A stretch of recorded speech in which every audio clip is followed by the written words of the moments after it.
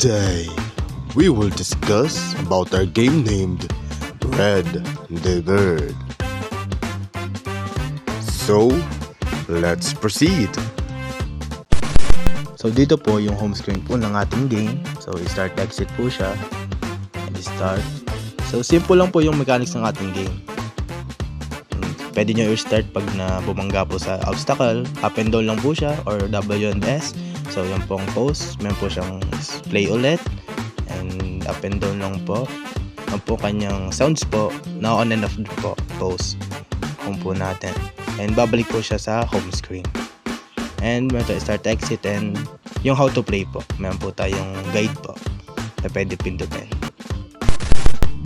So in here, you can see the asset that we used, the images, the audios, and the other tools that we used for our game. So in this folder naman po, you can see the asset that we downloaded and the asset store that we used as the player of our game. And of course, sa scripts po, we have the background music script with the background itself po of the game. Camera movement for the camera to follow the movement of the player or the background. Game over script. If the player hit the obstacle, the game will be over and you will start again. On the other hand naman po, we have the scene file here.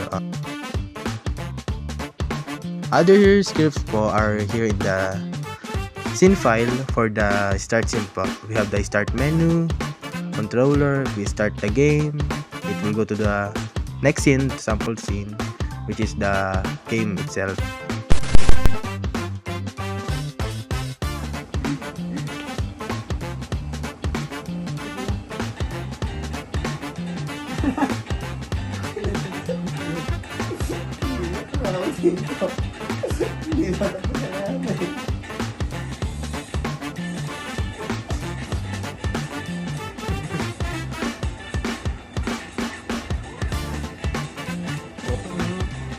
Pumapalay pa na yun.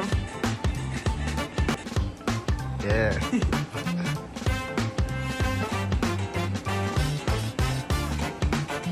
Partida ko na yun sa inyo, guys.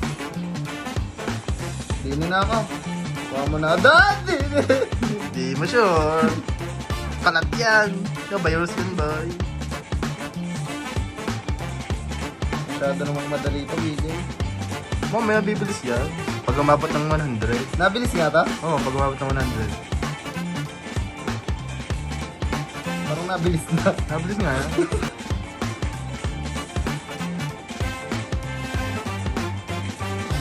Ang ina mo, Marceline. Maliit ba solay dyan ng mga nila, players na yun eh. Malaki dyan sa ibaw. Yan! Yun!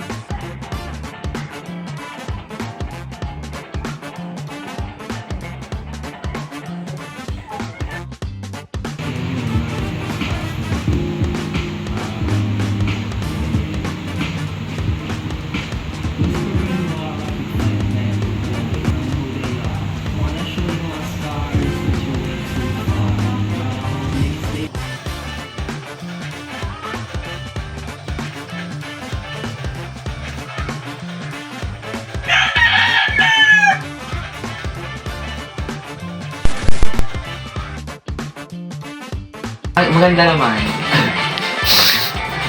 Siguro kung maganda kung mapag-aral nyo ng konti muna sa umpisa tapos pabilis ng pabilis.